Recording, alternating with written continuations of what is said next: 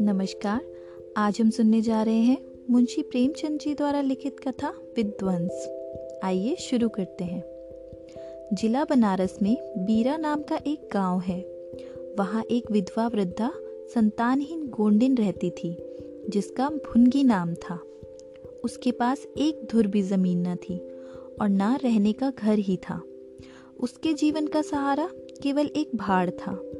गांव के लोग प्रायः एक बेला चबैना या सत्तू पर निर्वाह करते ही हैं, इसलिए भुनगी के भाड़ पर नित्य भीड़ लगी रहती थी। वह जो कुछ भुनाई पाती वही भून या पीस कर खा लेती और भाड़ ही की झोपड़ी के एक कोने में पड़ी रहती। वह प्रातःकाल उठती और चारों ओर से भाड़ झोंकने के लिए सूखी पत्तियां बटोर लाती। भाड़ के पास ही पत्तियों का एक बड़ा ढेर लगा रहता था। दोपहर के बाद उसका भाड़ जलता था, लेकिन जब एकादशी या पूर्णमासी के दिन प्रथानुसार भाड़ न जलता या गांव के जमींदार पंडित उदयभान पांडे के दाने भूनने पड़ते, उस दिन उसे भूखा ही सोना पड़ता। पंडित जी उससे बेगार में दाने ही न भुनवाते थे, उससे उनके घर का पानी भी भरना पड़ता था और कभी कभी इस हेतु से भी भाड़ बंद रहता था। वह पंडित जी के गांव में रहती थी, इसलिए उन्हें उससे सभी प्रकार की बेगार लेने का अधिकार था। उसे अन्याय नहीं कहा जा सकता। अन्याय केवल इतना था कि बेगार सुखी लेते हैं। उनकी धारणा यह थी कि जब खाने ही को दिया गया तो बेगार कैसी। किसान को अधिकार है कि बैलों को दिन भर जोतने के बाद शाम को खूंटे से भूखा बांध दे। यदि वह ऐसा नहीं करता तो यह उसकी दयालुता नहीं है, केवल अपनी हित चिंता है। पंडित जी को उसकी चिंता न थी, क्योंकि एक तो भुनगी दो एक दिन भूखी रहने से मर नहीं सकती थी, और यदि दैवयोग से मर भी जाती तो उसकी जगह दूसरा गौंड बड़ी आसानी से बसाया जा सकता था। पंडित जी की यही क्या कम कृपा थी कि वह भुनगी को अपने गांव में बसाए हुए थे। चैत का महीना था और संक्रांति का पर्व। आज के दिन नए अन्न का सत्तू खाया और दान दिया जाता है। घरों में आग नहीं जलती।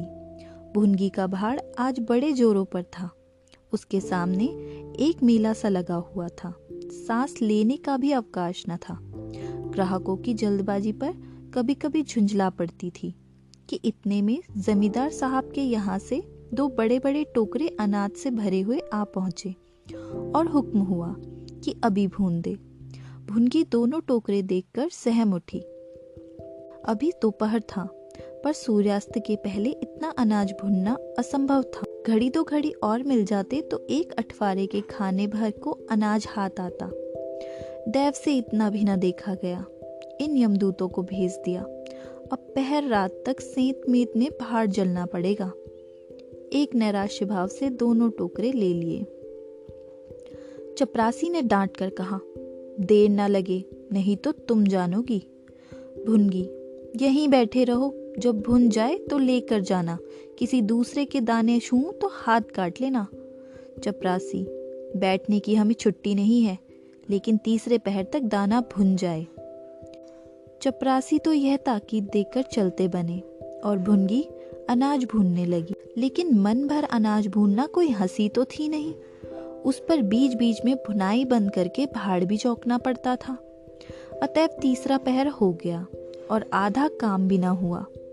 उसे भय हुआ कि जमींदार के आदमी आते होंगे, आते ही गालियां देंगे, मारेंगे।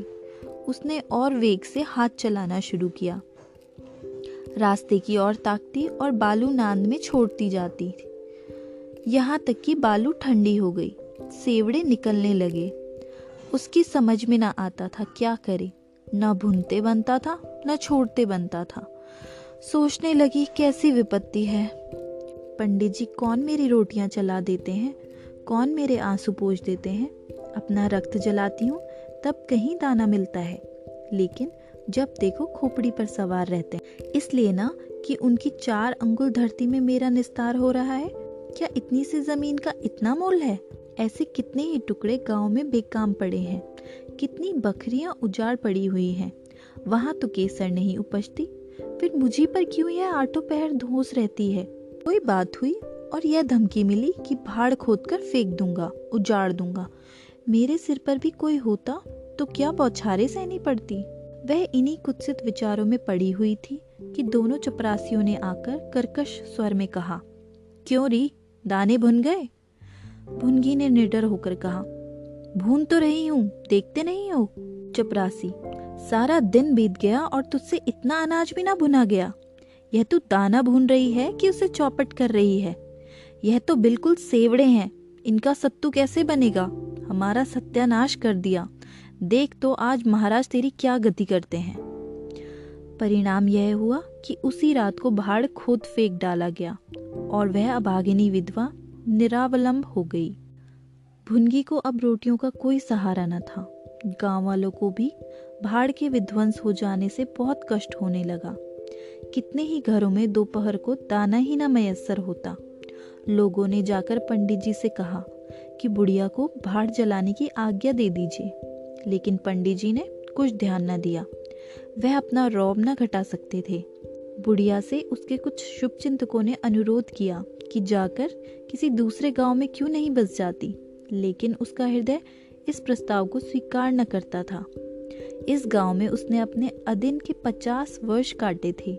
यहाँ के एक एक पेड़ पत्ते से उसे प्रेम हो गया था। जीवन के सुख दुख इसी गांव में भोगे थे। अब अंतिम समय वह इसे कैसे त्याग दे, यह कल्पना ही उसे संकट में जान पड़ती थी। दूसरे गांव के सुख से यहाँ का दुख भी प्यारा था। इस प्रकार एक पूरा महीना गुजर गया। प्रातः काल था। पंडित उदयभान अपने 2-3 चपरासियों को लिए लगान वसूल करने जा रहे थे। कारिंदों पर उन्हें विश्वास न था।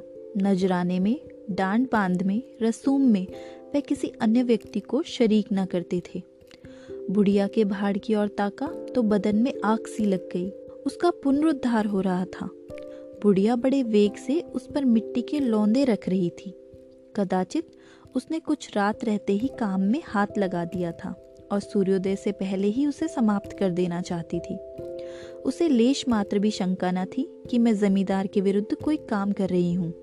क्रोध इतना चिरजीवी हो सकता है, इसका समाधान भी उसके मन में न था। एक प्रतिभाशाली पुरुष किसी दीन अबला से इतना कीना रख सकता है, उसे इसका ध्यान भी न था। वह स्वभावतः मानव चरित्र को इससे कहीं ऊंचा समझती थी। लेकिन हाँ, हतभागिनी, तूने धूप में ही बाल सफेद किए। सहसा उदयभान ने गरज कर कहा, किसके हुक्म से? भुनगी ने हक पका कर देखा तो सामने जमींदार महोदय खड़े हैं। उदयभान ने फिर पूछा, किसके हुक्म से बना रही है? भुनगी डरते हुए बोली, सब लोग कहने लगे बना लो तो बना रही हूँ।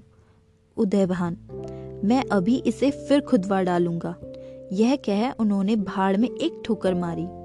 गीली मिट्टी सब कुछ लिए दिए बैठ गई। दूसरी ठोकर नांद पर चलाई, लेकिन बुढ़िया सामने आ गई और ठोकर उसकी कमर पर पड़ी। अब उसे क्रोध आया। कमर सहलाते हुए बोली, महाराज, तुम्हें आदमी का डर नहीं है तो भगवान का डर तो होना चाहिए। मुझे इस तरह उजाड़ कर क्या पाओगे? क्या इस 4 उंगल धरती में सोना निकल आएगा? मैं तुम्हारे ही भले को कहती हूँ। दीन की हाय मत लो, मेरा रोआ दुखी मत करो। उदयभान, अब तो यहाँ फिर भाड़ न बनाएगी। भुनगी, भाड़ न बनाऊंगी तो खाऊंगी क्या? उदयभान, तेरे पेट का हमने ठेका नहीं लिया है। भुनगी, टहल तो तुम्हारी रखती हूँ, खाने कहाँ जाऊंगी? उदयभान, गांव में रहोगी तो टहल करनी पड़ेगी। भुनगी, टहल तो तभी करूंगी जब भाड़ बनाऊंगी। गांव में रहने के नाते टहल नहीं कर सकती।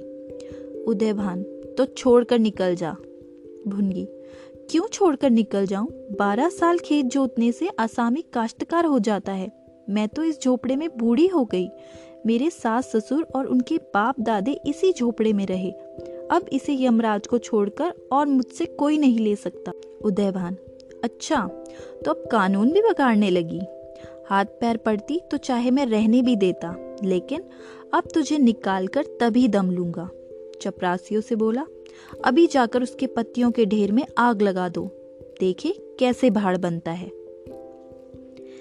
एक क्षण में हाहाकार मच गया।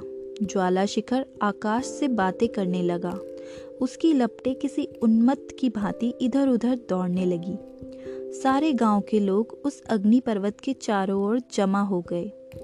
भुनगी अपने भाड़ के पास उदासीन भाव में खड़ी यह लंका दहन देखती रही। अकस्मात वह वेग से आकर उसी अग्निकुंड में कूद पड़ी। लोग चारों तरफ से दौड़े, लेकिन किसी की हिम्मत न पड़ी कि आग के मुंह में जाए। क्षण मात्र में उसका सूखा हुआ शरीर अग्नि में समाविष्ट हो गया। उसी दम पवन भी वेग के साथ चलने लगा। ऊर्ध्वगामी लपटें पूर्व दिशा की ओर दौड़ने लगी। भाड़ के समीप ही किसानों की कई झोपड़ियां थी। वह सब उन्मत्त ज्वालाओं का ग्रास बन गई। इस भांति प्रोत्साहित होकर लपटें और आगे बढ़ी। सामने पंडित उदयभान की बखार थी, उस पर झपटी। अब गांव में हलचल पड़ी। आग बुझाने की तैयारियां होने लगी, लेकिन पानी की छींटों ने आग पर तेल का काम किया। ज्वालाएं और भड़की और पंडित जी के विशाल भवन को दबोच बैठी। देखते ही देखते वह भवन उस नौका की भांति जो उन्मत्त तरंगों के बीच में झकोरे खा रही हो, अग्निसागर में विलीन हो गया। और वह क्रंदन ध्वनि जो उसके भस्मावशेष में प्रस्फुटित होने लगी, भुनगी के शोक में विलाप से भी अधिक करुणाकारी थी।